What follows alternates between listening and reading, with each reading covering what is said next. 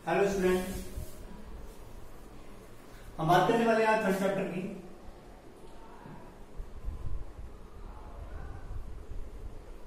धातु और अधातु के बारे में बात करेंगे। ठीक है, हमारा थर्ड चैप्टर है, क्लास 10 में देते हैं, अभी बता रहे हैं। ठीक है, क्लास 10 का थर्ड चैप्टर धातु है अधातु। इसके विषय में पढ़ेंगे। धातु क्या होते हैं वो चीज देखेंगे, यानी कि मेटल क्या होते हैं। ठीक है, मेटल को जानने से पहले हमें एक चीज जाननी पड़ेगी, तत्वों के बारे में। तत्व क्या होते हैं, यानी कि एलिमेंट क्या होते हैं। एलिमेंट वो तत्व हैं, वो पदार्थ हैं जिन्हें हम विभाजित नहीं कर सकते। विभाजित नहीं कर सकते, ठीक है, यानी कि वो वे पदार्थ जिन्हें हम क्या नहीं कर सकते, विभाजित नहीं कर सकते, जो कहां से प्राप्त होते हैं, जो हमें खनिजों से प्राप्त होते हैं। ठीक है, प्रकृति से, वायुमंडल से प्राप्त होते हैं। आप देखोगे वायुमंडल में भी बहुत सारी गैसें होती हैं, जैसे गैस होती है, वो भी तत्व है। ठीक है, खनिजों से हम सोडियम देखेंगे, पोटेशियम देखेंगे, गोल्ड देखेंगे, सिल्वर देखेंगे, यानी कि ये सारी चीजें हमें कहीं ना कहीं खनिजों से प्राप्त होती है या वायुमंडल से प्राप्त होती है। ठीक है, देन तत्व क्या है, वो ऐसा कण जिसे हम क्या विभाजित नहीं कर सकते। ठीक है, ठीक है, क्लियर। जिसे हम क्या कहते हैं, परमाणु भी कहते हैं, परमाणु भी कहते हैं। तत्वों से मिलकर क्या बने होते हैं, अणु बने होते हैं। ठीक है, क्या बने होते हैं, अणु बने होते हैं। बात कर लेते हैं कि प्रकृति में वर्तमान में कितने तत्व एलिमेंट ज्ञात हैं, तो 118 एलिमेंट यानी कि तत्व ज्ञात हैं। ठीक है जी, 118, जिसमें अगर हम बात करी जाए तो 94 प्रकृति से हमें प्राप्त हुए हैं, प्राकृतिक, और 24 जो हैं वो आपके संश्लेषित हैं, संश्लेषित। ठीक है जी, यानी कि 94 क्या है, जो प्रकृति से खुद प्राप्त हुए हैं, और 24 को मानव द्वारा बनाया गया है, यानी कि ये मानव निर्मित है। क्लियर है, ये मानव निर्मित है। क्लियर, चलते हैं तो यहाँ पे जो हमारे तत्व हैं उन्हें हमने दो जगह बांटा, एक तो धातु, दूसरा अधातु, और तीसरा है उपधातु। ठीक है, यानी कि इनको हमने तीन जगह बांटा, मेटल, नॉन मेटल और एलॉय। क्लियर है, तो हम पहले बात करेंगे धातु की, कि धातु क्या होते हैं। यहीं से स्टार्ट कर लेते हैं धातु के बारे में। इनमें चमक होती है, आप देखोगे कि जो भी मेटल है उसमें एक अपनी चमक होती है। आप घर में कोई बर्तन है, लोहे का, स्टील का, किसी का भी, उसे जमीन पे गिर के देखना तो आप उसमें क्या देखोगे, उसमें ध्वनि उत्पन्न होगी। ठीक है, आपके पास तांबे का बर्तन है, तांबे का बर्तन कब बना, जब उसे पीटा गया। ठीक है, हथौड़े से क्या कराया, पीटा गया, और पीटने के बाद क्या बनाएगी, चादर बनाई गई। ठीक है, और तब क्या बनाया गया, बर्तन बनाया गया। तो आप देखोगे कि जितनी भी धातुओं से पीटा जा सकता है, पीट कर एक पतली चादर बनाई जा सकती है, यानी कि जिसकी पतली चादर बनाई जा सकती है उसे हम कहते हैं आघात वर्धनीय। ठीक है जी, आघात वर्धनीय उसे हम कहते हैं। क्लियर। नेक्स्ट, अगर हम नेक्स्ट पॉइंट की अगर बात करें,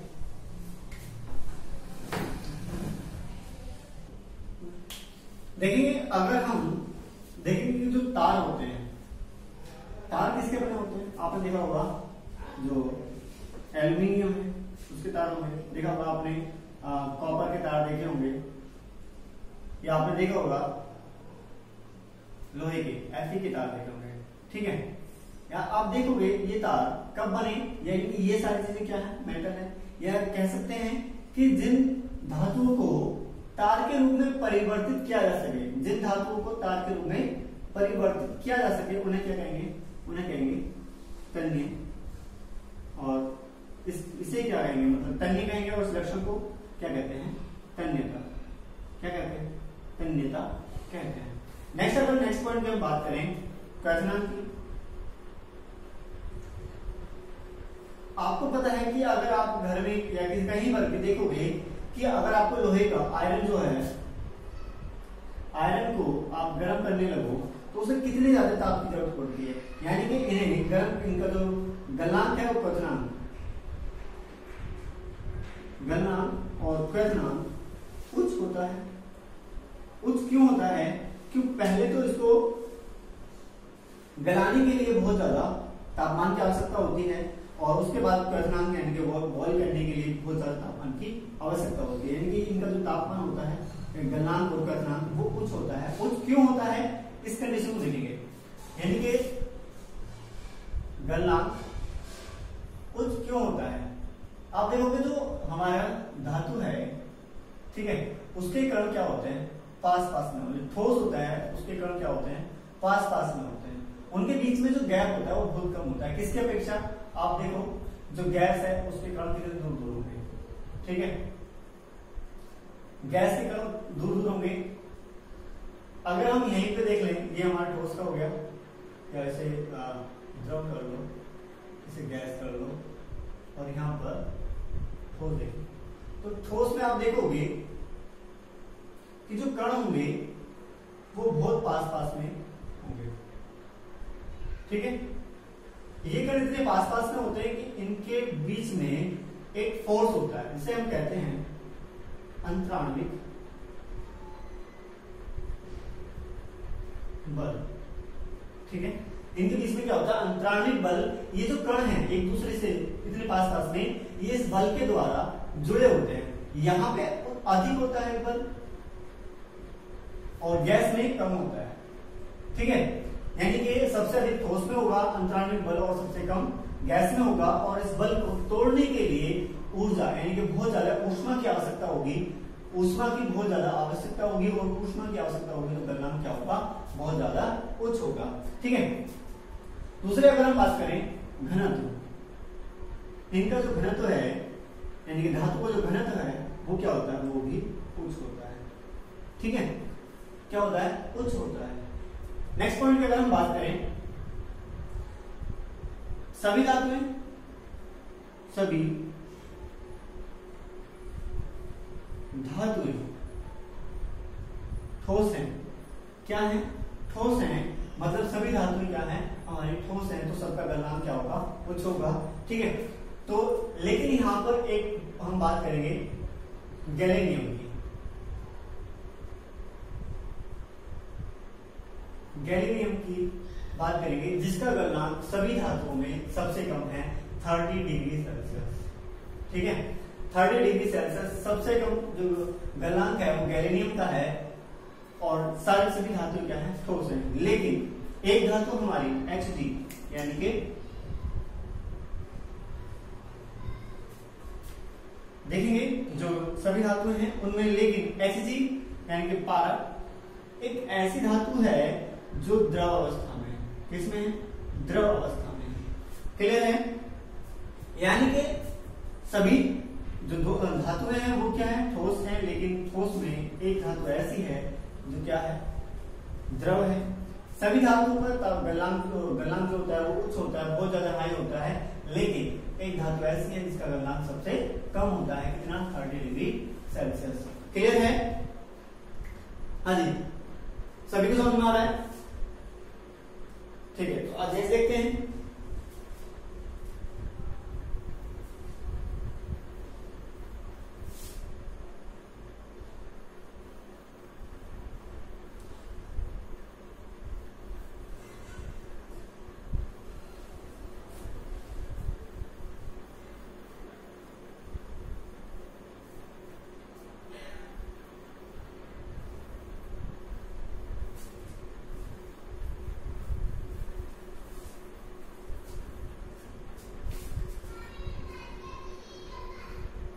नेक्स्ट बात कर लेते हैं अधातु की।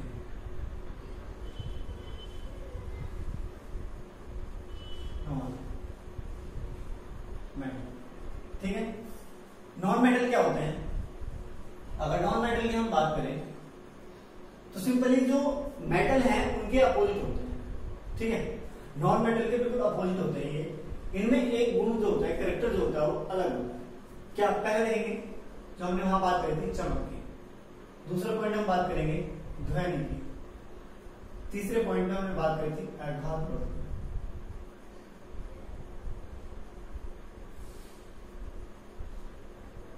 आघात वर्धनीयता, थर्ड फोर्थ पॉइंट की बात करेंगे तन्यता की। ठीक है, 5 पॉइंट पे बात करेंगे गलनांक की। ठीक, 6 पॉइंट पे हम बात करेंगे घनत्व की, और 7 पॉइंट बात करेंगे अवस्था की। क्लियर? तो देखेंगे इनमें अगर हम बात करें जो मेटल में हमारे चमक है, उसमें जो चमक है वो चमक नहीं होती, जबकि हमने देखा था कि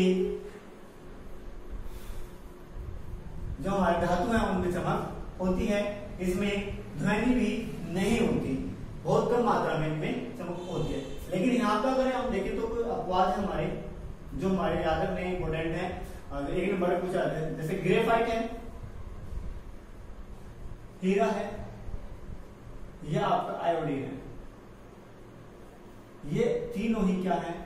अधातु हैं, और तीनों के अंदर ही क्या होती है? चमक होती है। ठीक है, ध्वनि इनमें ध्वनि नहीं होती। आप इनमें कहीं पर भी किसी स्थान पर गिर के देखो या इनमें कुछ बजाओ तो इनमें क्या आवाज उत्पन्न नहीं होती। नेक्स्ट पॉइंट की अगर बात करें, इन्हें हथौड़े से पीटने पर ये बिखर जाते हैं। बिखर जाते हैं मतलब टुकड़े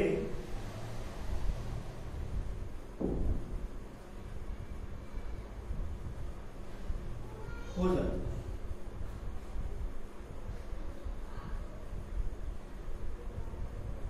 ठीक है, नेक्स्ट बात करें। अब आघात वर्धनीय में क्या होता है, क्या आप देखोगे कि चादर में नहीं बदलते, किसमें बिगड़ जाते हैं? टुकड़ों में हो जाते हैं, इनके छोटे छोटे टुकड़े हो जाते हैं इनके। वही कैरेक्टर क्या कहलाता है? इनका भंगुरता कहलाता है।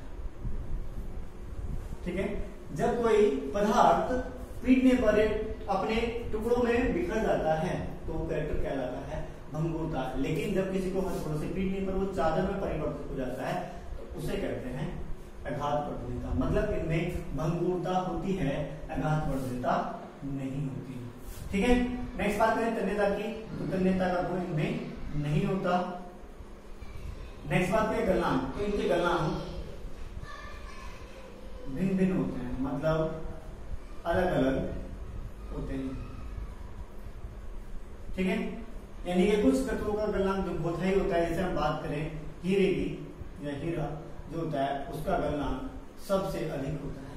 ठीक है, नेक्स्ट बात करें घनत्व, तो इनका घनत्व निम्न होता है। कैसा होता है जी? निम्न होता है। ठीक है, नेक्स्ट बात है अवस्था। तो अवस्था की बात करें तो हमारे तीन पदार्थ की तीन अवस्था होती हैं, ठोस, द्रव, गैस। ठीक है, ठोस, द्रव, गैस, ये तीनों ही अवस्थाओं में उपस्थित होते हैं।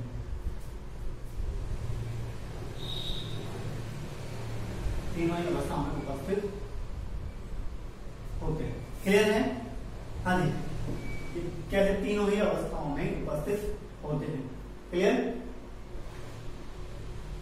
इनमें केवल एक ऐसी धातु है ब्रोमीन, जो लिक्विड अवस्था में है। गैस की अगर बात करें तो आपका hydrogen group, oxygen,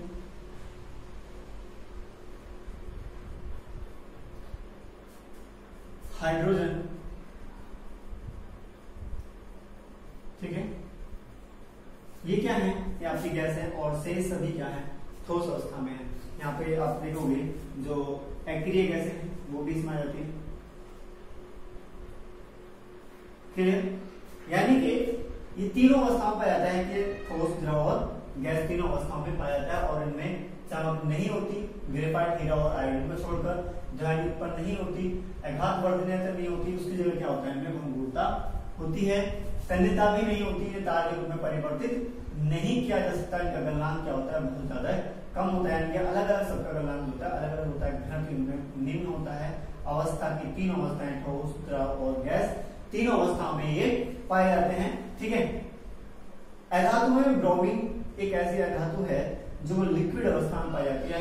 halogen, acrylic acid, oxygen और हाइड्रोजन क्या है, ये आपके गैसें हैं। बाकी जो शेष हैं वो सभी क्या है, आपके ठोस अवस्था में है। ठीक है। Okay, thank you. मैं मिलते हैं नेक्स्ट क्लास में।